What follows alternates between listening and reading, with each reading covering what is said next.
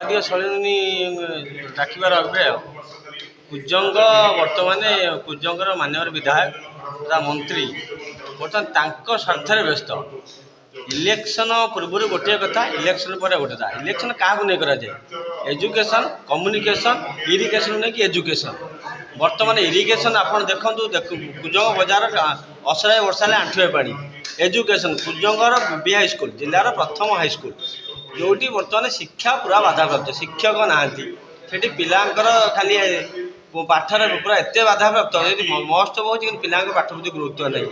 ଆଉ କମ୍ୟୁନିକେସନ୍ ରାସ୍ତାଘାଟ ମାନ୍ୟବର ମନ୍ତ୍ରୀ 2 ଦିନ ତଳେ କୁଜଙ୍ଗ ବଜାର ଗୋଟେ ରାଲି କରି ଗଲେ। କୁଜଙ୍ଗ ଯେଉଁଟାକି ଅଣ୍ଡା ଛକ କହୁଛନ୍ତି, ଅଣ୍ଡା ଛକରୁ ବିବି ହାଇସ୍କୁଲ ସେ ଯେଉଁ ମୁଖ୍ୟ ବଜାର ରାସ୍ତା ସେ ଯେଉଁ ଖାଲ ଖମା ମାନ୍ୟବର ମନ୍ତ୍ରୀଙ୍କ ସହିତ ରବି ନାୟକ ମଧ୍ୟ ମନ୍ତ୍ରୀ ଜଣେ ଆସିଥିଲେ। ସେ ରାସ୍ତାକୁ ସେ ମାନେ ରିପେୟାର କରିପାରିଲେନି।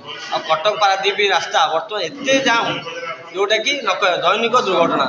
ଏଠି ମାଟି ମାଫିଆ, ବାଲି ମାଫିଆ ସମସ୍ତେ ତ ତାଙ୍କର ଗାଡ଼ି ଚଲେଇଲେ, ବିଧାୟକ ତାଙ୍କ ପଣିରେ ବ୍ୟସ୍ତ।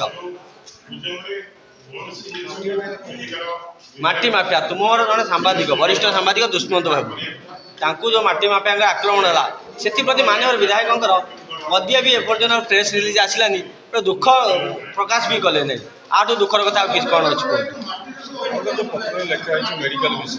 ମେଡ଼ିକାଲରେ ଡକ୍ଟର ନାହାନ୍ତି କିନ୍ତୁ ରୋଗୀ ଅନ୍ତଃସୁସ୍ଥ ହେଉଛନ୍ତି, କିନ୍ତୁ ତା ଦେହରେ ବି ଯେଉଁ ସୁପରିଟେଣ୍ଡେଣ୍ଟ ଅଛନ୍ତି ଖାଲି ସିକ୍ୟୁରିଟି ଗାର୍ଡ଼ ହବ କ'ଣ ସେ ଆ ଦେହରେ ରହୁଛି କିଛି ମଧୁଚନ୍ଦ୍ରିକା ରହୁଛି କି ମନ୍ତ୍ରୀ ଆଉ ସୁପରିଟେଣ୍ଡେଣ୍ଟ ଆ ଭିତରେ, କିନ୍ତୁ ଗୋଟେ ଭଲ ଡକ୍ଟର ନାହାନ୍ତି। ଖଜୁରୀ ଗଛର କି ଗୁଣ ଗାଇବି ମୂଳରୁ ପାହାଚ ପାହାଚ। କୁଜଙ୍ଗ ମେଡ଼ିକାଲ ଗୋଟେ ଅଞ୍ଚଳର ଗୋଟେ ଗୋଷ୍ଠୀ ସ୍ୱାସ୍ଥ୍ୟ କେନ୍ଦ୍ର, ଗୋଟେ ରାଜା ଅମଳର ଥିଲା। ଇଏ କୁଜଙ୍ଗ ମେଡ଼ିକାଲ ଉପରେ କେବଳ କୁଜଙ୍ଗ ବଜାର ନୁହଁ, ପାଖାପାଖି 50 ପଞ୍ଚାୟତର ଲୋକ, ପଡ଼ୋଶୀ ଜିଲ୍ଲା କେନ୍ଦ୍ରାପଡ଼ାର ଲୋକ ନିର୍ଭରଶୀଳ। ଏଠି ଡାକ୍ତର ମରୁଡ଼ି, ଏଠି ଆୟୁଷ ଡାକ୍ତର ଚିକିତ୍ସା କରୁଛନ୍ତି। ଏବଂ ଗୋଟେ ଇମର୍ଜେନ୍ସିରେ ଗୋଟେ ଯଦି କିଏ ସାମାନ୍ୟ ଆକ୍ସିଡେଣ୍ଟ ହେଇକି ଆସି ପହଞ୍ଚିଲା ତାକୁ ତୁରନ୍ତ ଜଗତସିଂହପୁର ନହେଲେ କଟକ ରେଫର କରୁଛନ୍ତି।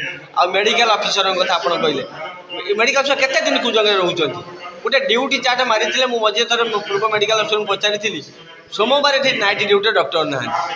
ଆଉ ଏବେ ଗୋଟେ ମାରିଛନ୍ତି ମେଡ଼ିକାଲ ଡାକ୍ତର ଯଦି ଆସିବ ଜଣେ ରୋଗୀ ଦେଖିବା ପାଇଁ ଆଧାର କାର୍ଡ଼ ଆଣିକି ଆସିବ।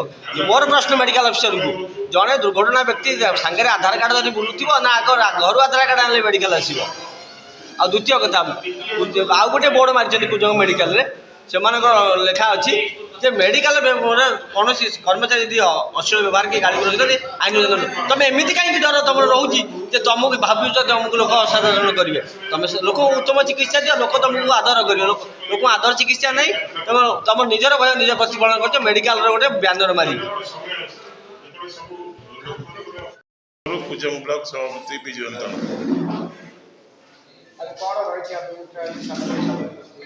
ଆଜିର ସାମ୍ବାଦିକ ସମ୍ମିଳନୀର ମୁଖ୍ୟ ଜିନିଷ ରହିଲା ଆମର ବିଧାୟକ ତଥା ଶିଳ୍ପମନ୍ତ୍ରୀ ସମ୍ପଦ ବାବୁ ତାଙ୍କର କାର୍ଯ୍ୟକଳାପକୁ ନେଇକି ଆମେ ଆଜି ପ୍ରେସ୍ ଇସ୍ତାହାର ଡାକିଛୁ। ସେ ପ୍ରେସ୍ ଇସ୍ତାହାର ମୁଖ୍ୟ ଜିନିଷ ହେଲା,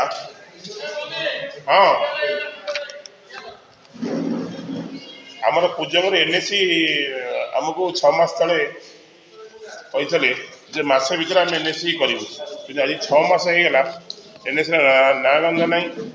ଆଜି NAC ହେବାର ବି ମାନେ ପ୍ରଶ୍ନ ସୃଷ୍ଟି ହେଇଛି କୁଜଙ୍ଗ। ଦ୍ୱିତୀୟ କଥା ହେଉଛି କୁଜଙ୍ଗର ଆଇନ ଶୃଙ୍ଖଳା, ସ୍ୱାସ୍ଥ୍ୟ, ଶିକ୍ଷା, ରାସ୍ତାର ସୁବିଧା, ରାସ୍ତାର ଯେଉଁ ଅସୁବିଧା, ପାଣି କୁଜଙ୍ଗ ବଜାରରେ ବର୍ଷା ହେଲେ ଟିକେ ପାଣି ଭର୍ତ୍ତି ହେଇଯାଉଛି, ଏସବୁ ଜିନିଷକୁ ଆଖି ବନ୍ଦ କରି ବର୍ତ୍ତମାନ ମାଫିଆ ଯେଉଁମାନେ ବାଲି ମାଫିଆ ତାଙ୍କୁ ଧରି ଏଠି ଯାତ୍ରା ଚାଲିଛନ୍ତି।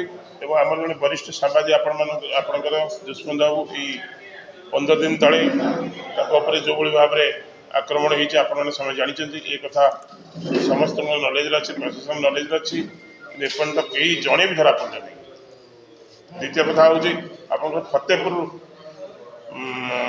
ଯେଉଁ ଇଡ଼କୋ ଯେଉଁ ଆକ୍ୱାର କରିଛି ଯେଉଁ ଜମି, ସେ ଜମିରୁ ଦିନ 2 ପରେ ମାଟି ଉଠୁଛି ଏବଂ ହଜାର ଥର ମାନେ ତାଙ୍କୁ ଜଣାଇଲା ସତ୍ତ୍ୱେ ବି ସେମାନଙ୍କୁ ଶିଳ୍ପମନ୍ତ୍ରୀ ଫୋନ୍ କରିବା ପ୍ରଶାସନ କହୁଛନ୍ତି ଯେ ଆମର ପିଲା ତାଙ୍କୁ ଛାଡ଼, ସେ କରନ୍ତୁ। ଲକ୍ଷ ଦିନ ରାଜସ୍ୱ ଲୁଟ୍ ହେଉଛି। ତୃତୀୟ କଥା ହେଲା ଆମର ସର୍ବପୁରାତନ ବିଦ୍ୟାଳୟ ହେଉଛି କୁଜଙ୍ଗ ବିବି ହାଇସ୍କୁଲ। ସେଠି ଶିକ୍ଷକ ନାହିଁ, କିନ୍ତୁ ସେଠି ରାଜନୀତି ବର୍ତ୍ତମାନ ଜୋରସୋର ଚାଲିଛି, ପିଲାଙ୍କ ପାଠପଢ଼ା ବ୍ୟାହତ।